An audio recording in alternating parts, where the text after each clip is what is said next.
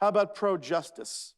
Injustice anywhere, as Martin Luther King said, is a threat to justice everywhere, and that is so true. As Amos 5:24 said, let justice roll down like waters and righteousness like an ever-flowing stream. Justice is a very important theme in the Bible.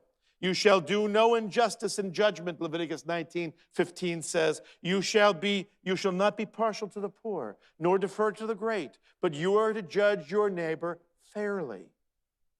Not paying attention to who's poor or to who's rich. Fair, righteous judgment. The exercise of justice is joy for the righteous, but is terror for the workers of iniquity, says Proverbs 21:15. He has told you, O man, Micah 6:8 tells us, he has told you what is good. And what does the Lord require of you? But to do justice, to love kindness, and to walk humbly with your God. Isaiah 61:8, I, the Lord, love justice. I hate robbery and the burnt offering, and I will faithfully give them their recompense and make an everlasting covenant with them. I love justice. Justice is one of the great themes of the Bible. And we see one of the great themes of the protests for decades now. But right now, these past few months, no justice, no peace. But do they mean, when they say justice, do they mean what God means by justice? When they speak of no justice, no peace, do they mean what the Bible means when the Bible speaks of justice? Or do they mean something else? They mean something else, of course. They mean social justice. What is social justice? First of all, anytime that you have to put a descriptive term in front of a modifier in front of the word justice, you know it's not justice, because justice by itself requires no modifier. Social justice must be something other than justice. And here it is. It is the state redistribution of advantages and resources to disadvantaged groups. How come? To satisfy their rights to social and economic equality.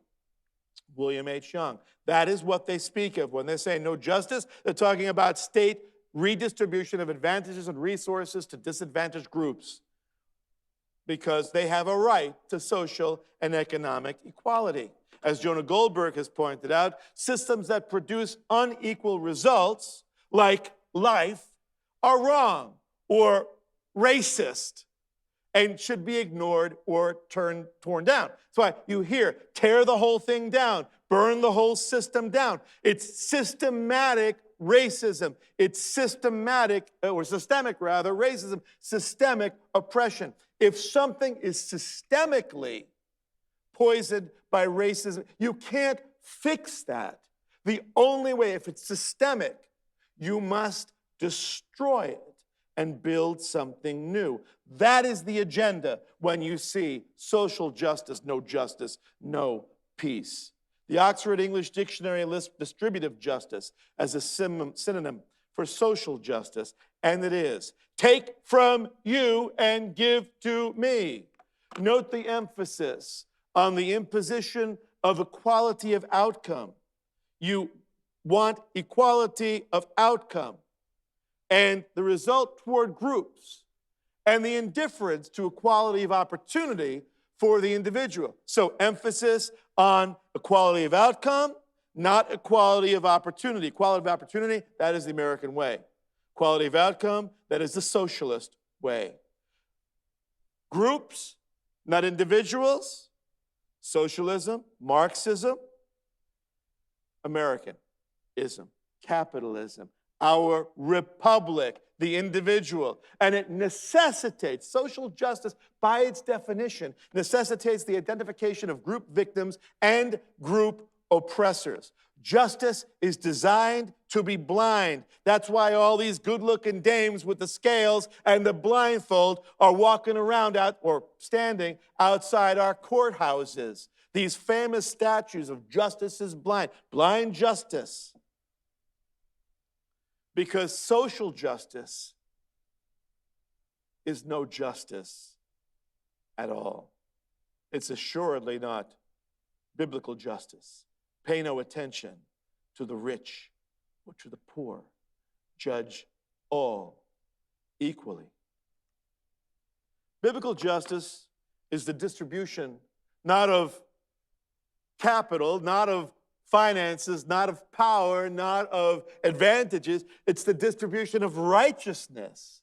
How? Through the upholding and application of the law with impartiality and with fairness, without regard to social or economic status. Justice is blind.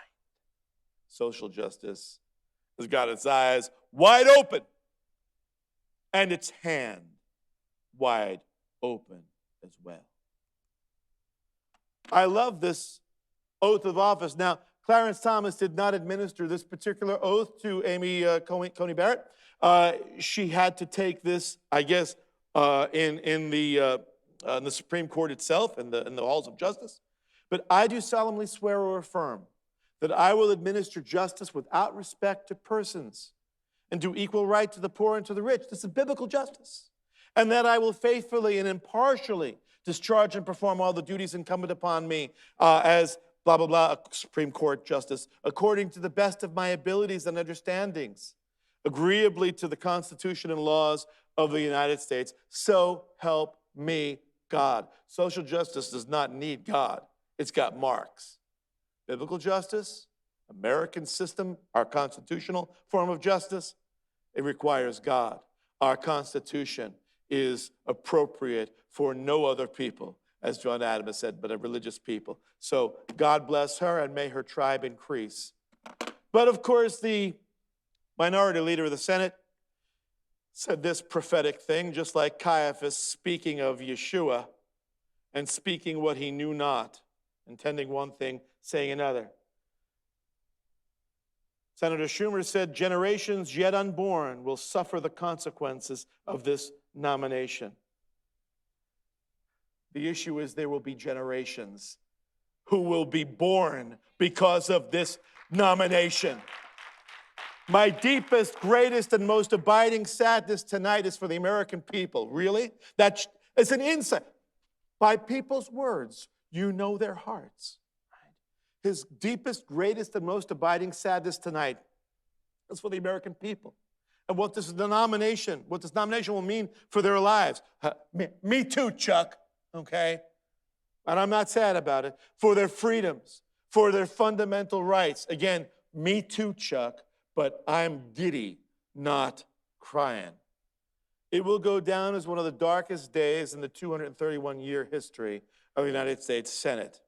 Well, dark is such a drama queen, this guy. But I'll tell you what will be one of the darkest days in the 230-year history of the United States Senate. If we hear that the Senate has turned to Democratic control, that will be indeed one of the darkest days, because we know everything that's going to happen after that. So if you believe in the administration of justice, the Democrat Party, not for you. I want a candidate who is pro-choice. You do? Pro-education choice. The Bible says, train up a child in the way he should go. Even when he's old, he will not depart from it.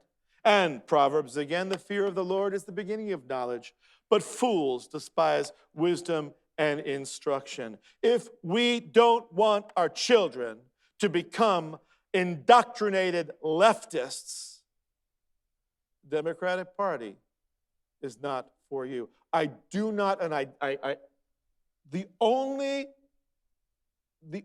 way I can see and understand this incredible party-wide opposition to school choice is because this particular party wants the state to indoctrinate our children into leftist Marxist ideology.